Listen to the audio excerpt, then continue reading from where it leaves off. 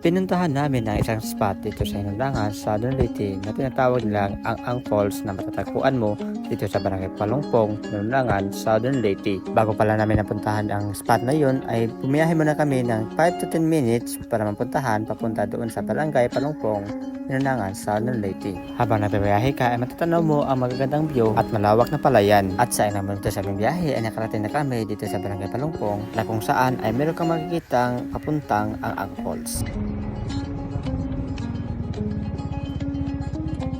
So what's up guys, we're here na sa papunta sa Ang Falls. So ang Hinundangan sa Leyte. So meron na po silang nakalagay dito ng mga para malaman mo kung saan papunta sa isang spot. So yun. Ang daanan papuntang Ang Falls ay malapit lang sa Barangay Hall at hanapin mo lang yung nakapaskin papuntang Ang Falls.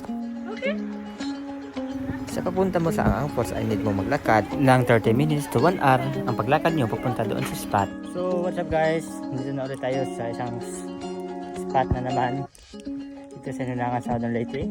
So minsan lang natin mapuntahan to at ngayon ko lang mapuntahan to. So ito yung falls ng Palongpong, Hinundangan, Southern Leyte na maaari mo rin puntahan. At sakto ito sa mga summertime kagaya ngayon na summer na at mainit yung panahon, sakto mapalamig ka sa falls dito sa Palongpong. So medyo mabato-bato dito siya guys. Yan. Siguro mas maputik ito pag maulan. Pero maraming bato siya dito. Kita nyo. Tapos ganda pa. Sabi nila mga 1 hour daw akyatin yung pupunta doon sa falls.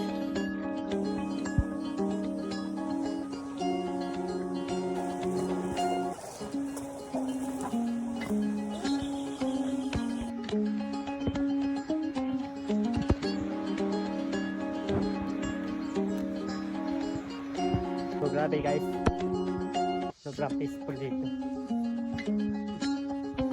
So hindi ka maligaw papunta ka dito sa falls kasi meron kang sariling daanan. Ang dali na lang. At hindi ko akalain na meron palang nakakilala sa atin na nature trip dito. Ito, nagwala mo ito. Ganina na ba? Layo pa. At big shout out sa kanila sa kanilang masayang pagsasama na wala pagpatuloy nyo ang pag-nature trip na ganito. So, we're here guys. Sobrang ganda ng view. Marami pa kami hindi nakikita at hindi napuntahan. So, time check. Mag-aalas 3 na ng hapon. Yan, 2:15 na ng hapon guys. So, tingnan natin kung gaano kaganda yung falls dito. Sa pagpunta namin dun sa spot ay meron pala na naliko dito sa spot na pauwi na. So medyo late na kami pumunta dito kasi hapon na aming pupunta dito. At kahit ganun pa man ay sobrang ganda pa rin ang mga tanawin papunta doon sa spot. Ang tila ba ay nasa isang wow! Ganda guys! Sheesh! Parang nasa Jurassic Park. At dahil sa sobrang excited namin na mapuntahan ang spot ay hindi namin nakala na ito pala ang nangyari. Tingnan nyo. Yan o. Tunog ng tubig.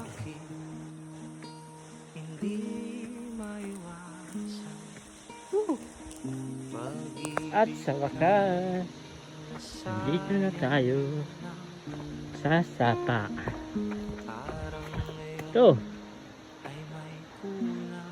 Ito yun. Tapos saan kaya yun?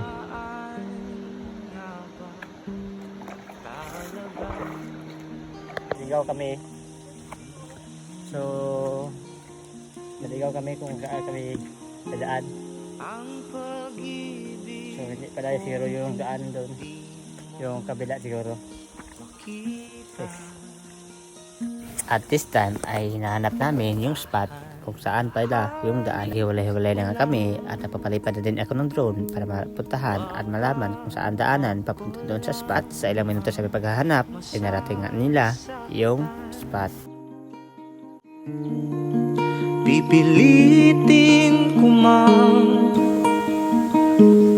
lumayo ay di ka malilimutan. Limitasyon,